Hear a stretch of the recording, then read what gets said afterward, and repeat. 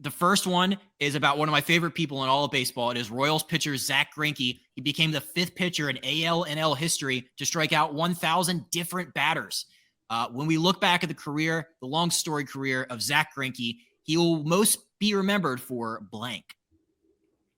I say his quirkiness and how, not one word, doesn't take the game too seriously, which is what I love about Greinke. What's yours?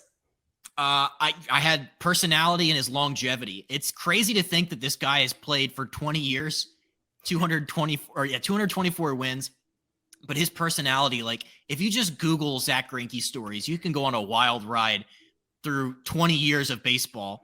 But yeah, he's just one of the most kind of out there, quirky, like strange, if you want to use that. But like, I love it. I love every single one. We need more people like this because I think it's a dying breed to have somebody this off the wall and this kind of out there. Yes, absolutely. Like I even saw recently, he was calling his own pitches. He has always apparently liked to call his own pitches, and he has a very good relationship with his catchers. But this year, there's actually a video of him, and I'm sure there was something else to it, but it shows him calling his own pitch and then shaking himself off. And then, so it's like he changed his mind in the middle of his decision. He's awesome. And then also when they asked him, how does it feel? This is a huge milestone. He said, it's pretty neat. That's it. It's neat.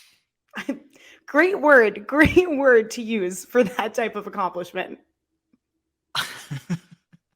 I have 3 that I was found after. It didn't even take me that long. Like I said, you Google Zack Greinke stories on the internet. Here's 3 of my favorites. When he was called up to the big leagues for the very first time, it's supposed to be this like whole big celebratory, like, congrats, you made it through the minors, you're going to Kansas City. He asked his coaches if instead of doing that, they could send him down to single A ball because he said he always wanted to be a shortstop instead. And they were so confused. They were like, Zach, what are you talking about? You're about to go to Kansas City to be a starting pitcher. He's like, what if? Nope. No. What if we try something different? Yeah. I can only imagine the look on their faces when he said that. Yeah.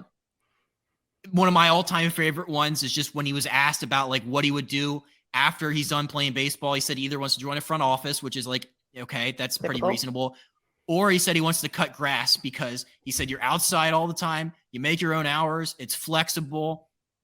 It's just, he just wants to be out there cutting grass. He's not about the spotlight or the limelight. Zach just wants to be outside and just be quiet. It's remarkable how successful he is. And also, if you hear any of his teammates or even just players in the MLB, their stories about him are so funny. Like, I think there was an inter-squad game where he hit one of his players and like in spring training. And then they were back at the hotel and they said, did you hit me on purpose? And he goes, yeah, I just I can't give you all of my best pitches. I need to save them for other people so they get a chance to face me too. Like, who says that?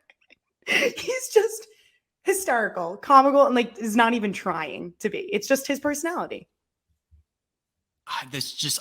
They're all fantastic. I have one last one.